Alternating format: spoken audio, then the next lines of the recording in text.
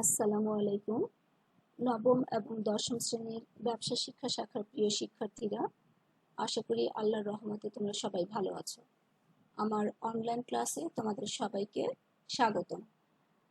গত ক্লাসে আমরা যৌথ মূলধনী ব্যবসার ধারণা এবং বৈশিষ্ট্য সম্পর্কে পড়েছিলাম। আমাদের আজকের পাঠ যৌথ মূলধনী ব্যবসা বা কোম্পানি সংগঠনের প্রকারভেদ এবং যৌথ মূলধনী ব্যবসার গুরুত্ব। আজকের পাঠটুকু তোমরা তোমাদের পাঠ্য বইয়ের পৃষ্ঠা নাম্বার ৪৯ এবং ৫০ পৃষ্ঠায় খুঁজে পাবে। তাহলে চলো আমরা শুরু করি।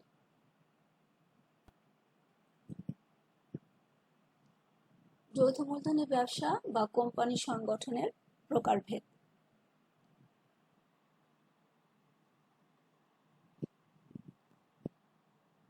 বিশ্ব সমাজ ব্যবস্থায় আর্থসামাজিক দিকের বহুবিধ পরিবর্তন ও উন্নয়নের ছোঁয়া ব্যবসা জগৎকে স্পর্শ করে, যার কারণে একমালিকানা ও অংশীদারি ব্যবসার সীমাবদ্ধতাকে কাটিয়ে বৃহদায়তন ব্যবসা হিসেবে যৌথ মূলধনী ব্যবসার উৎপত্তি হয়।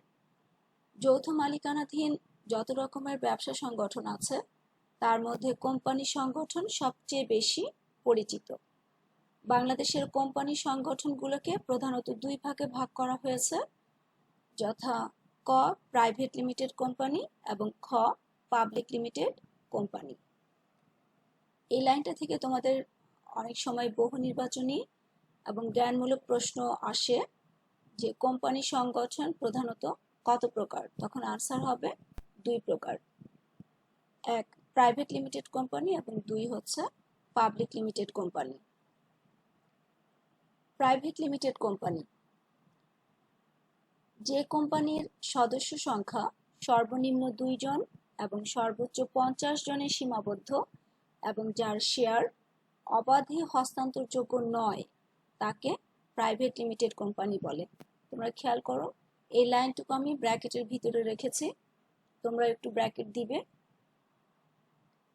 এই ব্র্যাকেটের মধ্য থেকে তুমি প্রাইভেট লিমিটেড কোম্পানি কি বা প্রাইভেট লিমিটেড কোম্পানি কাকে বলে এই প্রশ্নের উত্তর খুঁজে পাবে।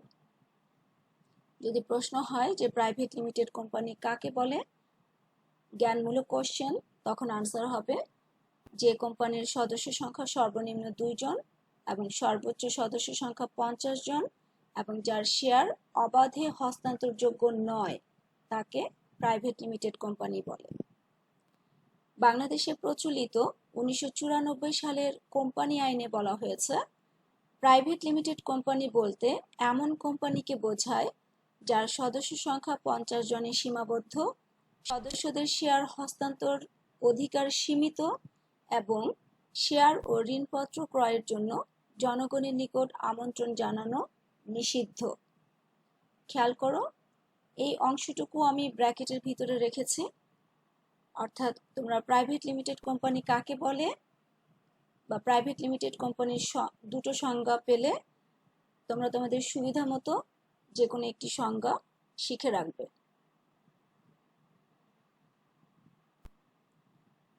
এর পরের লাইনটি দেখো, অর্থাৎ কোম্পানির সদস্যগণ শুধু নিজেরাই শেয়ার ক্রয় করতে পারেন।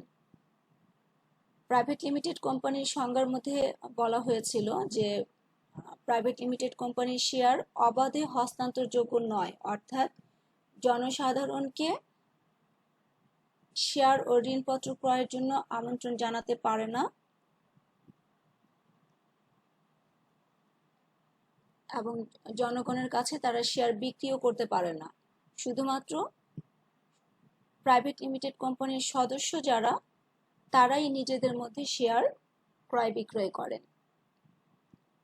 সদস্য সংখ্যা ও মূলধনের পরিমাণ সীমিত হওয়ার কারণে এই জাতীয় কোম্পানির আয়তন তুলনামূলকভাবে ক্ষুদ্র হয়ে থাকে। আইন অনুযায়ী এই কোম্পানির পরিচালকের সংখ্যা ন্যূনতম 2 হতে হবে। ন্যূনতম শব্দের অর্থ হচ্ছে কমপক্ষে, অর্থাৎ প্রাইভেট লিমিটেড কোম্পানির পরিচালক সংখ্যা হবে কমপক্ষে 2। বাংলাদেশে প্রাইভেট লিমিটেড কোম্পানির সংখ্যা দিন দিন বৃদ্ধি পাচ্ছে। প্রাইভেট লিমিটেড কোম্পানির যে লাইনগুলো দাগানো আছে এই লাইনগুলো তোমরা ভালোভাবে পড়বে। যদি অনুধাবনের প্রশ্ন হয় যে প্রাইভেট লিমিটেড কোম্পানি বলতে কি বোঝায়, তখন এই দাগানো লাইনগুলো দিয়ে তুমি আনসার লিখতে পারবে। এরপরে দেখো পাবলিক লিমিটেড কোম্পানি। যে কোম্পানির সদস্য সংখ্যা সর্বনিম্ন 7 জন ও সর্বোচ্চ সদস্য সংখ্যা কোম্পানির স্মারকলিপিতে উল্লেখিত শেয়ারের সংখ্যা দ্বারা সীমাবদ্ধ এবং শেয়ার ও ঋণপত্র জনগণের নিকট বিক্রি করা যায় এবং শেয়ার অবাধে হস্তান্তরযোগ্য, তাকে পাবলিক লিমিটেড কোম্পানি বলে। পাবলিক লিমিটেড, আচ্ছা খেয়াল করো এখানে এই লাইনটা আমি ব্র্যাকেটের ভিতরে রেখেছি। যদি জ্ঞানমূলক প্রশ্ন হয় যে পাবলিক লিমিটেড কোম্পানি কাকে বলে বা পাবলিক লিমিটেড কোম্পানি কি, তখন তোমরা এই ব্র্যাকেটের মধ্যে যে লাইনটা আছে এটা দিয়ে তোমরা আনসার লিখতে পারবে। যে কোম্পানির সর্বনিম্ন সদস্য সংখ্যা 7 এবং সর্বোচ্চ সদস্য সংখ্যা শেয়ার দ্বারা সীমাবদ্ধ এবং যার শেয়ার ও ঋণপত্র জনগণের নিকট বিক্রি করা যায় এবং শেয়ার অবাধে হস্তান্তরযোগ্য, তাকে পাবলিক লিমিটেড কোম্পানি বলে। এর পরের লাইনটি দেখো, পাবলিক লিমিটেড কোম্পানি প্রয়োজনে স্মারকলিপিতে সংশোধনী এনে শেয়ার সংখ্যা বাড়িয়ে সদস্য সংখ্যা বৃদ্ধি করতে পারে। এই লাইনটি দিয়ে অনেক সময় বহু নির্বাচনী প্রশ্ন আসে যে পাবলিক লিমিটেড কোম্পানির সদস্য সংখ্যা বৃদ্ধির জন্য কোনটি সংশোধন করতে হয়, তখন আনসার হবে যে পাবলিক লিমিটেড কোম্পানির সদস্য সংখ্যা বৃদ্ধির জন্য স্মারকলিপির সংশোধন করতে হয়। আইন অনুযায়ী এই কোম্পানির ন্যূনতম 3 জন পরিচালক থাকতে হবে। ন্যূনতম শব্দের অর্থ হচ্ছে কমপক্ষে। পাবলিক লিমিটেড কোম্পানির যে লাইনগুলো দাগানো আছে এই লাইনগুলো ভালোভাবে পড়বে। যদি অনুধাবনের প্রশ্ন হয় যে পাবলিক লিমিটেড কোম্পানি বলতে কি বোঝায়, তখন তোমরা এই দাগানো লাইনগুলো দিয়ে আনসার লিখতে পারবে। অনেক সময় প্রাইভেট লিমিটেড কোম্পানি এবং পাবলিক লিমিটেড কোম্পানির মধ্যে পার্থক্য আসে, তখন এই দুটো কোম্পানি সম্পর্কে ভালোভাবে ধারণা থাকলে তোমরা পার্থক্য লিখতে পারবে।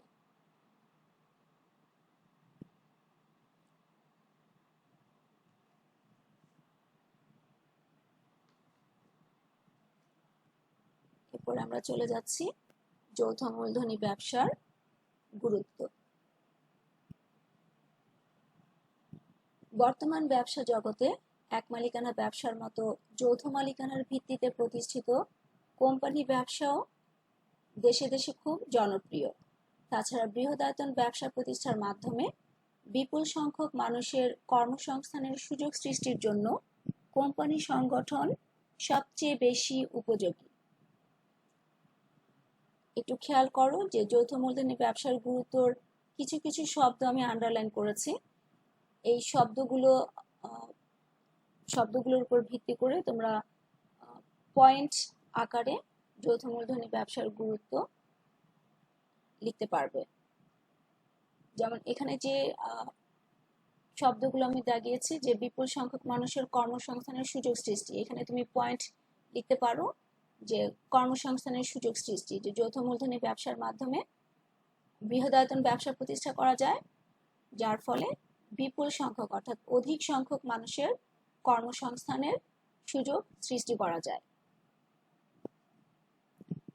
কর্মসংস্থানের সাথে সাথে শুধু বেকারত্বই দূর হয় না, জীবনযাত্রার মানেরও উন্নতি হয় এবং মাথাপিছু আয় বাড়ে। এই লাইনটির অর্থ হচ্ছে যে যখনই কর্মসংস্থানের সুযোগ সৃষ্টি হবে তখন দেশে বেকার লোকের সংখ্যা হ্রাস পাবে। বেকার লোকের সংখ্যা হ্রাস পাওয়ার সাথে সাথে জীবনযাত্রার মানের উন্নতি হয়, অর্থাৎ যখনই বেকার লোকদের কর্মসংস্থানের সুযোগ সৃষ্টি হবে, অর্থাৎ তারা আয় করতে শুরু করবে, তখন তাদের জীবনযাত্রার মানের উন্নতি হয়। জীবনযাত্রার মানের উন্নতি হওয়া আমরা কিভাবে বুঝি? সেটা হচ্ছে যে তার লাইফস্টাইল পরিবর্তন হবে, বা আগে সে যেভাবে চলতো তার চেয়ে সে আরেকটু উন্নতভাবে চলার চেষ্টা করবে।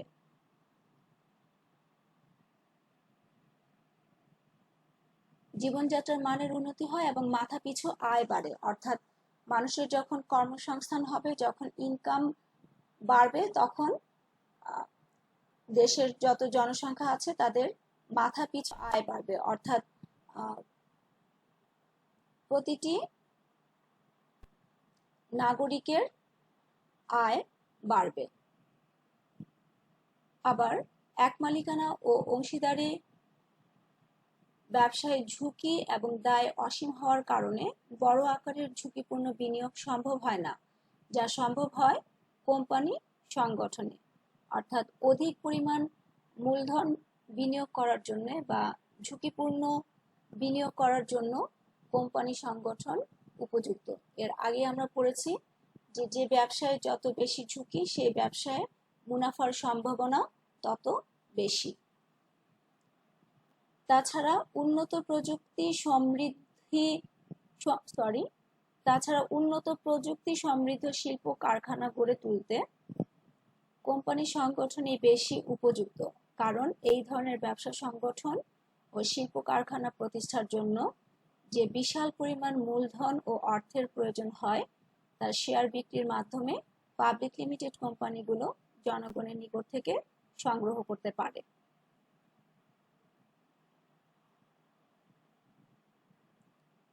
ফলে দেশের শিল্প উন্নয়ন বিকাশে সম্পৃক্ততা বৃদ্ধি পায়। কোম্পানি সংগঠন প্রতিষ্ঠার মাধ্যমে আন্তর্জাতিক অঙ্গনে ব্যবসার প্রসার বৃদ্ধি পায় ও বিভিন্ন দেশের মধ্যে পারস্পরিক সম্পর্ক সুদৃঢ় হয়। বর্তমানে বহুজাতিক বিভিন্ন কোম্পানি বিশ্বব্যাপী তাদের ব্যবসা পরিচালনা করে। আমাদের দেশেও বাটা সু লিমিটেড, ইউনিলিভার ইত্যাদি বহুজাতিক প্রতিষ্ঠান কাজ করছে। এই লাইনটা দিয়ে অনেক সময় বহু নির্বাচনী প্রশ্ন আসে যে বহুজাতিক প্রতিষ্ঠান কোনটি, তখন আনসার হবে বাটা সু লিমিটেড, ইউনিলিভার লিমিটেড ইত্যাদি। এক দেশের কোম্পানি অন্য দেশের শাখা খুলে কাজ করার মাধ্যমে আন্তর্জাতিক সম্পর্ক গড়ে ওঠে। বাংলাদেশে বিগত 2 দশক যাবৎ অনেকগুলো পাবলিক লিমিটেড কোম্পানি প্রতিষ্ঠিত হয়েছে, যেগুলো দেশের অর্থনৈতিক উন্নয়ন ও কর্মসংস্থান বৃদ্ধিতে অবদান রাখছে।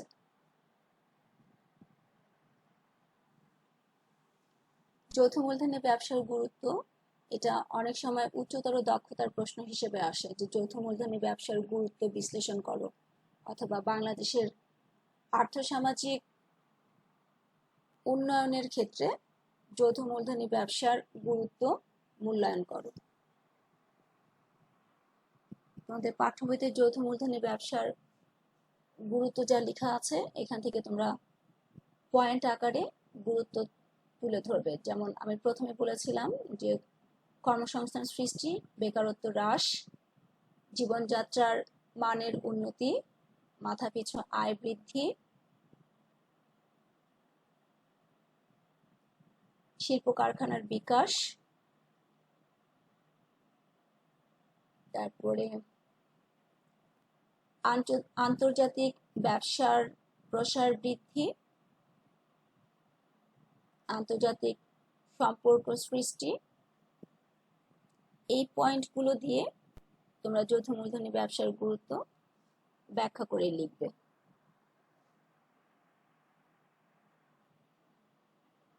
এই ছিল আজকের আমাদের পাঠ। আজকে আমি যতটুকু পড়ালাম তার মধ্য থেকে কিছু প্রশ্ন বাড়ির কাজ হিসেবে দিয়ে দিচ্ছি। প্রথম প্রশ্ন, প্রাইভেট লিমিটেড কোম্পানি বলতে কি বোঝায়? Public limited. Second question, public limited company বলতে কি বোঝায়? 3 নম্বর প্রশ্ন, প্রাইভেট লিমিটেড কোম্পানি এবং পাবলিক লিমিটেড কোম্পানির মধ্যে 2টি পার্থক্য দেখাও। 1, 2, 3 এই 3টি প্রশ্নই অনুধাবনের প্রশ্ন হিসেবে আসে, আবার অনেক সময় প্রয়োগের প্রশ্ন হিসেবেও আসে। প্রথম প্রশ্ন এবং দ্বিতীয় প্রশ্নটি প্রয়োগের প্রশ্ন হিসেবে আসে। উদ্দীপকে একটি ঘটনার বর্ণনা দেওয়া থাকে এবং প্রয়োগের প্রশ্নে বলা হয় যে উদ্দীপকে কোন ধরনের কোম্পানির কথা বলা হয়েছে। সেক্ষেত্রে তোমার কোম্পানি চিহ্নিত করে তারপরে ব্যাখ্যা করতে হবে যে প্রাইভেট লিমিটেড কোম্পানি নাকি পাবলিক লিমিটেড কোম্পানি। 3 নম্বর প্রশ্ন যেটি, যে প্রাইভেট লিমিটেড কোম্পানি এবং পাবলিক লিমিটেড কোম্পানি পড়লে সেখান থেকে তোমরা 5টি পার্থক্য নির্ণয় করতে পারবে, তার মধ্যে যে কোনো 2টি পার্থক্য উল্লেখ করবে। লাস্ট প্রশ্ন যেটা, যৌথ মূলধনী ব্যবসার গুরুত্ব বিশ্লেষণ করো অথবা বাংলাদেশের আর্থসামাজিক উন্নয়নে যৌথ মূলধনী ব্যবসার গুরুত্ব মূল্যায়ন করো। এটি উচ্চতর দক্ষতার প্রশ্ন হিসেবে আসে, তোমরা সেভাবে আনসার রেডি করে শিখবে। আশা করছি আজকের পড়াটুকু তোমরা সবাই বুঝতে পেরেছো। যে প্রশ্নগুলো আমি বাড়ির কাজ হিসেবে দিলাম, এই প্রশ্নগুলো তোমরা বাসায় শিখবে। এতক্ষণ আমার সাথে থাকার জন্য তোমাদের সবাইকে অসংখ্য ধন্যবাদ। সবাই ভালো থেকো, সুস্থ থেকো, নিরাপদে থেকো, এই প্রত্যাশায় আজকের মতো এখানেই শেষ করছি। আল্লাহ হাফেজ।